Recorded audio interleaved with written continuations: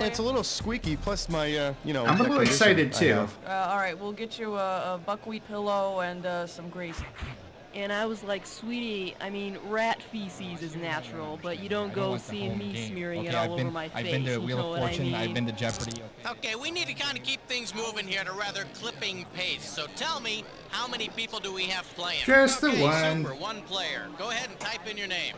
About his boards. They're huge.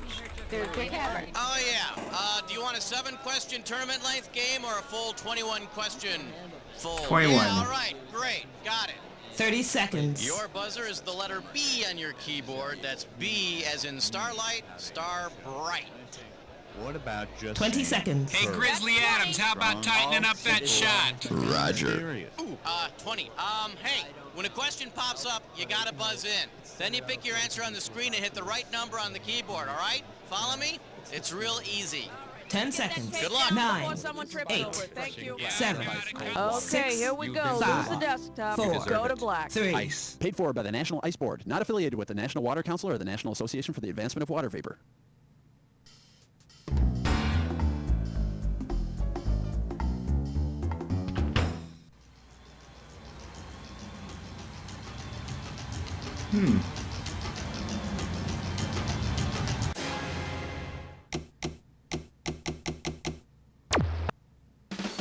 It's time for the show where high culture and pop culture collide. Well, I see you're playing You Don't Know Jack TV all by yourself. Well, don't be embarrassed. Laugh track will be provided. You're all by yourself today? Don't Hopefully you worry don't about need it much. Imagine me right there next to you, mocking you. Okay, let's rock. Oh, I'm sure you will, Schmitty. Category, please. Question 1 is taped before a live studio audience. I believe this one is called Saturday Mornings and Your Tax Dollars at Work. $1,000 if you get it. Hey, you remember that song from Schoolhouse Rock, I'm Just a Bill? Suppose next Saturday you see the short educational cartoon, I'm Just Mr. Bill. What are you watching? A talking horse eating oats in the Oval Office, a bird chirping about checks and balances, an English butler serving in the Senate, or a small clay man being crushed by Congress. Oh no! Mr. Bill is the animated clay figure from Saturday Night Live that's always getting crushed. I'm stuck in the elevator with Bob Packwood again. Oh no! All right, I need a cat. Open wide and get ready for no weigh-ins in, no weigh-ins out. You get it right, you get 2K. You know, if any show is proven that nepotism is fly, it's In Living Color. Based on the number of weigh-ins that were regulars during the course of In Living Color, to what might they change the show's name? My 3 weigh-ins, Party of 5 weigh-ins, The Weigh-ins Bunch, or 8 weigh-ins is enough. I think it was 3. You know you want to pick the correct answer, right? Oh. Why didn't you pick this one? 5. Keenan Ivory, Damon, Kim, Sean, and who could forget little Marlon. They were all Oh, on the show okay. at one point or another. So it's a party. I didn't know of Sean 5 and Marlon weigh-ins. were a part Now, of it. The real question is, how many weigh-ins does it take to have one successful post-In Living Color career? Jim Carrey All says right, hello. pick a category. This is question 3.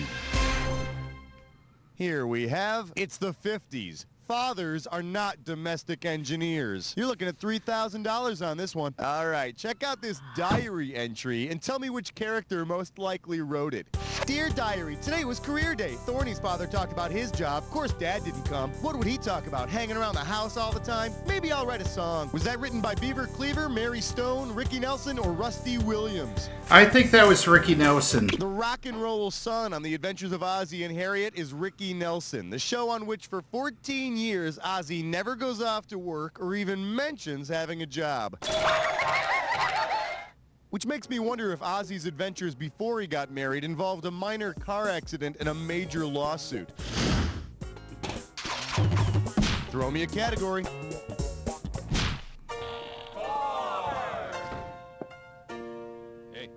The category is, I want to be a bald millionaire. You get it right, I'm putting you up $2,000. So everyone wants to be like Mike, right? Well, suppose you want to be like TV's Dr. Mike. What do you aspire to be? A doctor on a cruise ship, a frontier woman doctor, a doctor living in Alaska, or a doctor working in a coroner's office?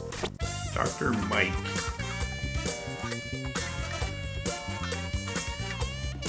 You want to be like Dr. Michaela Mike Quinn, medicine woman. There we go. So for all you guys out there, just don't perform the sex change operation on yourself, okay? Time to pick a category. Wow. All right, don't freak out on me or nothing, but you're about to jump head first into a Dis or Dat. Dis or Dat time. Okay. The category for this Dis or Dat question is, I don't give a crap about your Emmy. Okie doke, I'm gonna read off 7 TV shows, and for everyone you see, I want you to tell me if, according to the Nielsen, it was ever a season's #1 rated show or not. If it's ever been a season's top-rated show, you slap 1. If it has not, press 2. And press 4 if you want to skip it. You get $500 for each right answer, and $500 is going to be taken away if you get it wrong and you don't get to it. All right, give me 30 seconds on the clock. Let's do it. Seinfeld, #1 show or not? I don't think it ever was. Cheers. Yeah, it was. Dallas. No. Family Ties. Definitely wasn't. Smash. Yes. The No. Cosby Show. Oh, it most definitely One was. more. Three's Company. Nope. That'd be 7. You know, you only got 4 of them. That was the C+. Not very reassuring for the rest of the game, is it? Let's look at your new score. Well, it's better than losing money. Give me a category. All right, let's do Tootie.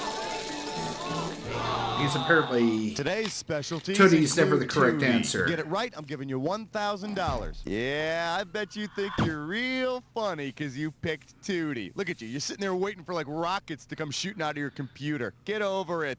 Suppose Tootie is replaced by the sitcom character named Tootie, who will be the newest student at Eastland, a doctor in a girl's school uniform, a cop who says you're in trouble, a sexy male spy with pigtails, or a fireman on roller skates.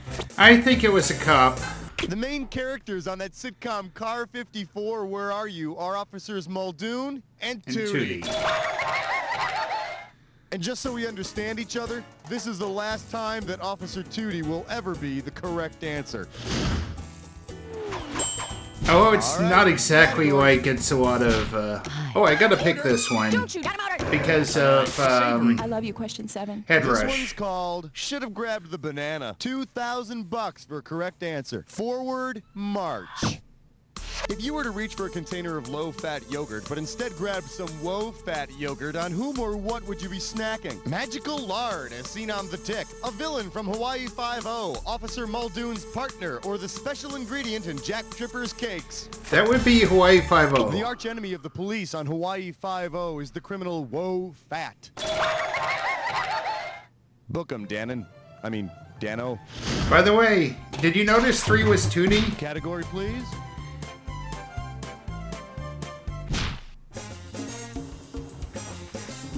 Yeah. They're hoping I'd pick it, that way I could say, give I it up told you that for would not be the classic right TV answer. And backstage rants. How does $2,000 sound? Okay, you can pretty well imagine that in the days of live television, working backstage was incredibly stressful. Suppose the writers for Sid Caesar's Your Show of Shows had gotten fed up with the tensions of live TV. Given the show's writing staff, which tantrum would you definitely not have heard? Screw this, I'm Woody Allen. Kiss off, I'm Neil Simon. Bite me, I'm Mel Brooks. Or cram it, I'm Milton Berle. Oh my god. Neil Simon, maybe? No, Neil Simon was a writer for Your Show of Shows. I guess this isn't your question of questions. No. Let me show you what I would have picked. Yeah, I'm a little before my Berle was time. too busy writing for his own live show, Texaco Star Theater. Besides, I can't imagine Uncle Milty throwing a tantrum. Cream pie, maybe, but never a tantrum. Yeah. That tracks. All right, I need a category.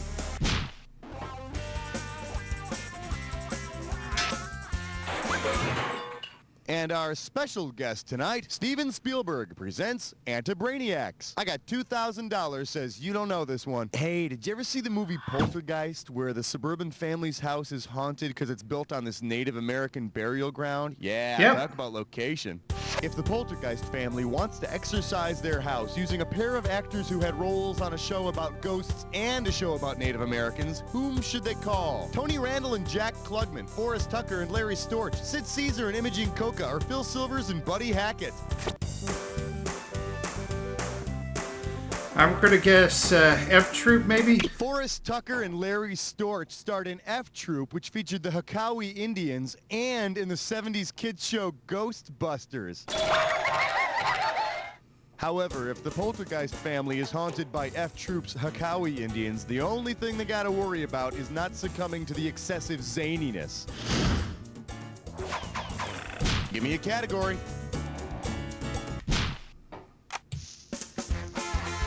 It'll be fine.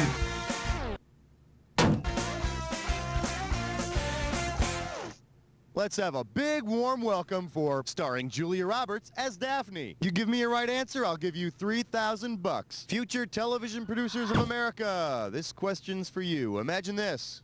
You're filming a live-action version of Scooby-Doo, Where Are You? If you want to cast someone who already has a goofy goatee, which TV character should you cast as Shaggy? Gabe Cotter from Welcome Back, Cotter, Mike Stivic from All in the Family, Maynard G. Krebs from Dobie Gillis, or Frank Cannon from Cannon?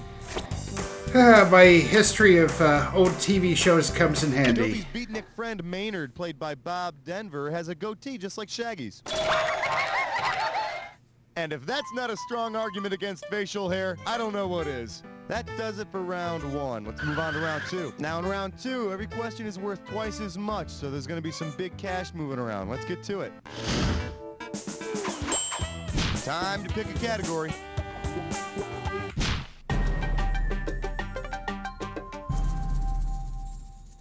Let's take a look The at truth is out there. Shack, baby. This one can get you $6,000. Okay, you jet setter, you. Imagine this. You're traveling through an unspecified European country when one of the locals runs up to you and screams, "Horse shack! Horse shack!" What would be the most appropriate response? I am not a prostitute. I didn't touch your cattle. I'd prefer to take the train, thanks. Or American.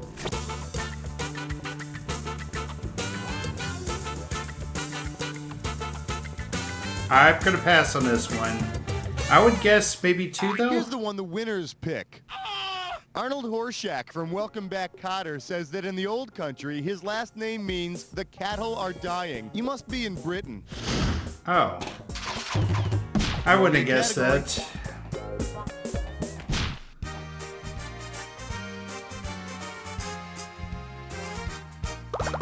Let's see what we got going. It's a bloody stew, darling. 4,000 big ones for a right answer here. Darling, lovey, be a dear and listen up. Imagine that Patsy from Absolutely Fabulous went nuts and decided to cook. Okay, that's enough of that. In a fit of desperation, Patsy takes a pinch of Adina's daughter to add to her spicy stew. Based on Adina's daughter's name, what spice would she be adding? Dill, rosemary, ginger, or saffron? That'd be saffron as in Saffron Burrows. Oh, well, hooray, bloody buggery hooray for you. Adina's insufferably boring daughter's name is Saffron. You know, the Indian spice. Now, what are you looking at? You got the bloody answer right, so piss off and collect your money, you old goat. Category, please. 13! Coming at you. Scratch and sniff this. One right answer and you got $6,000 coming at you. Put it in gear, because here we go. Say you're jammed inside a crowded bus when suddenly you get a big whiff of the essence of emerald. Based on the cable star Emerald Lagasse's expertise, what odor might you be sniffing? Hot Cajun spices, fancy French cologne, Instalube, or Amish hay? Emerald is a cook, so he would be doing the Cajun spice thingy. The essence of emerald is a K-Shawn cooking show on the TV Food Network. Bam! Yeah, I just love being on crowded buses with Cajun chefs. Hey, watch where you're poking that out, Dewey.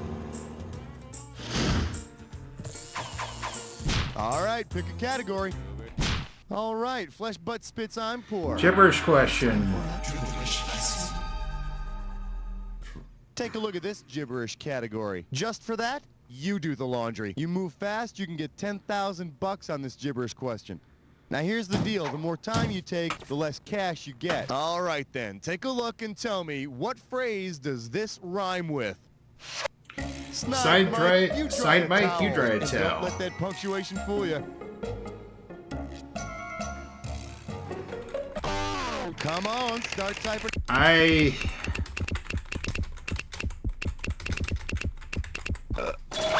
Yes. I don't get it. 250 bucks for an E? I went down to Kmart last week. I got 3 O's and an A for $1.50. They're just for around the house. Well, it's a Blue Light Special. All right, I need a category.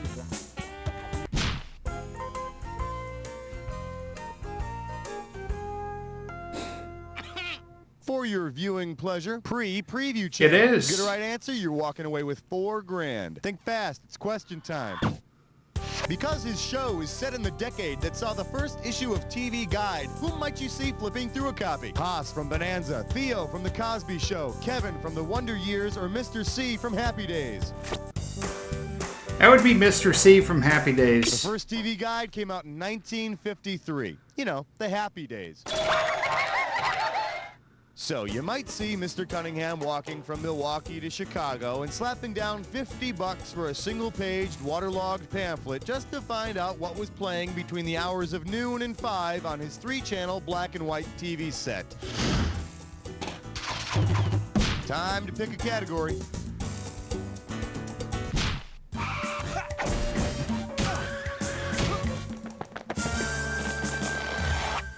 Shake hands with 2 names are company, 3 are a crowd. You get this one, you pocket 2,000 bucks. One question coming right up. Given the first names of the Smothers brothers, which of the following clever greetings might they have heard a zillion times? Larry, where's your other brother Daryl? We've got Manny and Mo, but no Jack. There's Huey and Dewey, where's Louie? Or, hey Tom, Dick, did you lose Harry? That would be Tom and Dick Smothers. Tom is the dumb brother with the yo-yo, and Dick is the one with, you know, the mustache guy. I actually think that Harry Smothers is an actor in those soft porno films they have on Showtime quite often. Thank God for Showtime, huh? Throw me a category.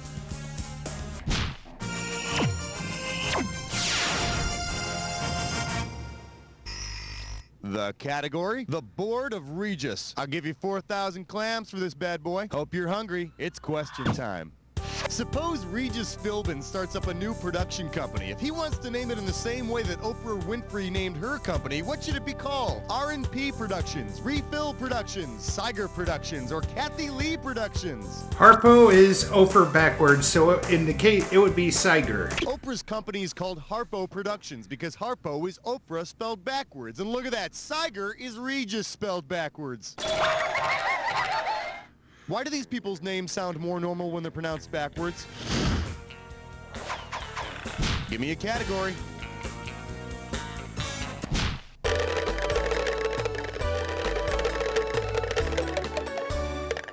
We're calling this one, Don't Be Such a Creep Show. If you know this one, you're getting 4,000 bucks. Hey, you want to get freaked out? See if you can remember the name of this creepy program. Hit your buzzer and type it in when you got it. This show features 3 different horror stories. The first time I saw it, it was an ABC Movie of the Week. That actress Karen Black is in each one of the stories. My favorite one was the one with that little possessed doll going like, hey. What's the name of that show? Oh, okay. I've heard of it. I can't think of the name, though. Too bad you didn't type this. Trilogy of Terror. Oh, man, I will never forget seeing Karen Black in ABC's made-for-TV movie Trilogy of Terror. Yeah, I remember she plays twins in one story, and of course she's got that one with the possessed doll. I gotta tell you, though, I know it scares most people, but that little doll just cracks me up. Oh, my God! All right, I need a category.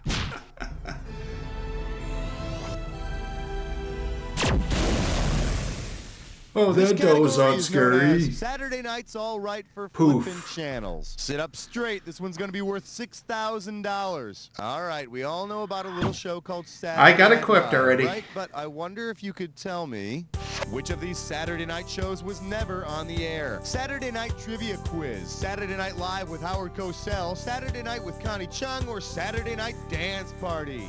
I think I know 2 and 3 are legit. I'm gonna guess 1. Never been a show called Saturday Night Trivia Quiz. I mean, come on. What kind of loser has time to sit around staring at a screen answering useless, unimportant questions? Let's move on. Hey! All right, pick a category.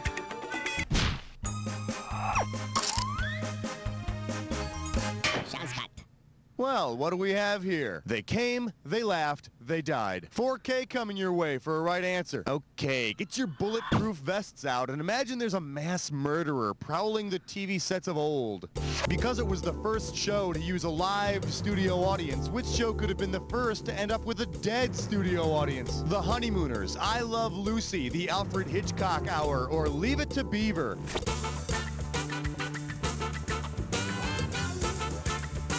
Oh god, I think it's the Honeymooners. You big dummy. No.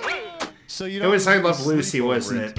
The first show to be filmed before a live studio audience was I Love Lucy. Lucy, you got some splaining to do.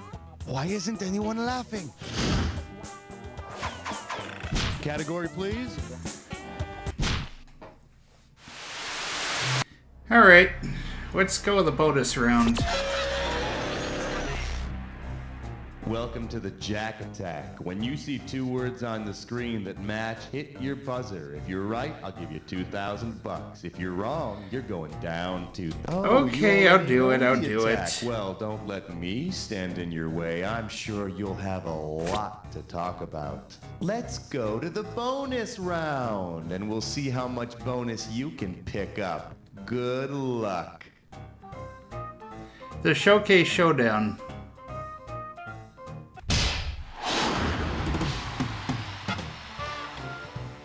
Final Jeopardy.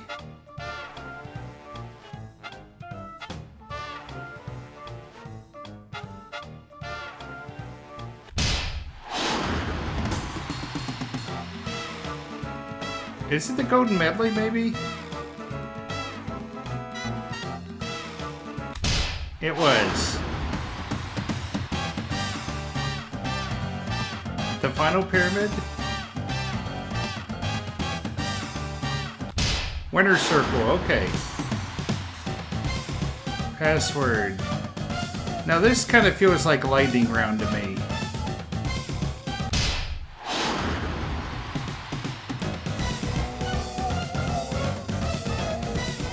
The big deal of the day. Oh, it's the Jack Attack.